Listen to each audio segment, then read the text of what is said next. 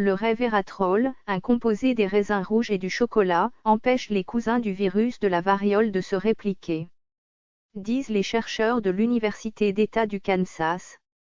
Le resveratrol est un petit composé naturel présent dans de nombreuses plantes comme le raisin, les fèves de cacao, les cacahuètes et les myrtilles, a déclaré Xue Cao, chercheur postdoctoral étudiant les effets du resveratrol sur les virus. Notre étude récente a révélé que des concentrations élevées de resveratrol, plus élevées que tout ce que vous pouvez trouver naturellement dans les aliments, empêchent les poxvirus de se répliquer dans les cellules humaines.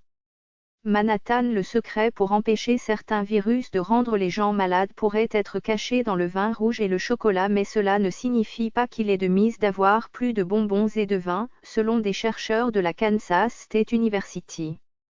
Le resveratrol est un petit composé naturel présent dans de nombreuses plantes comme le raisin, les fèves de cacao, les cacahuètes et les myrtilles, a déclaré Xue Cao, chercheur postdoctoral étudiant les effets du resveratrol sur les virus. Notre étude récente a révélé que des concentrations élevées de resveratrol, plus élevées que tout ce que vous pouvez trouver naturellement dans les aliments, empêchent les poxvirus de se répliquer dans les cellules humaines.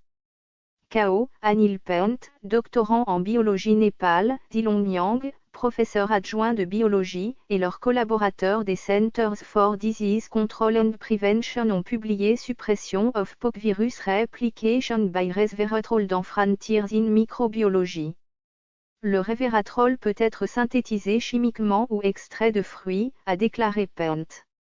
Notre recherche peut être un tremplin vers l'utilisation du resveratrol comme traitement complémentaire contre les virus à une époque de préoccupation croissante concernant la résistance aux médicaments.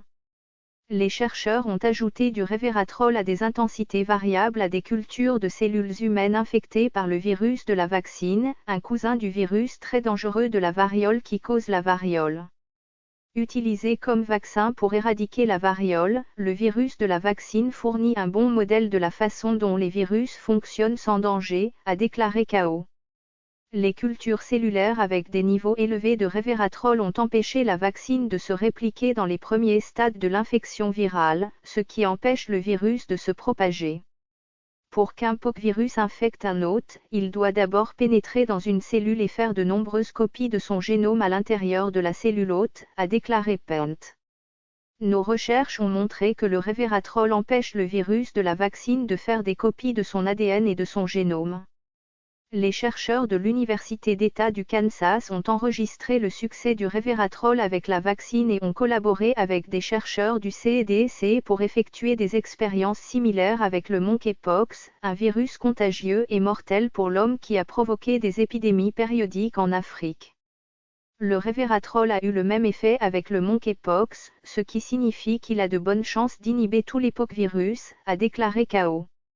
Il existe de nombreux poxvirus qui infectent de nombreuses espèces et ils partagent des mécanismes similaires pour répliquer leur ADN, a déclaré Cao. Le resveratrol agit pour inhiber la réplication de deux d'entre eux, le virus de la vaccine et le monkeypox, il devrait donc être capable d'inhiber également d'autres poxvirus.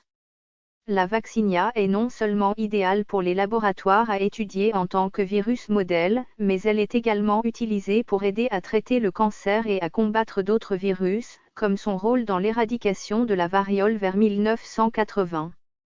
Bien que la variole ait été éradiquée, plusieurs autres poxvirus sont toujours médicalement pertinents, a déclaré Pant.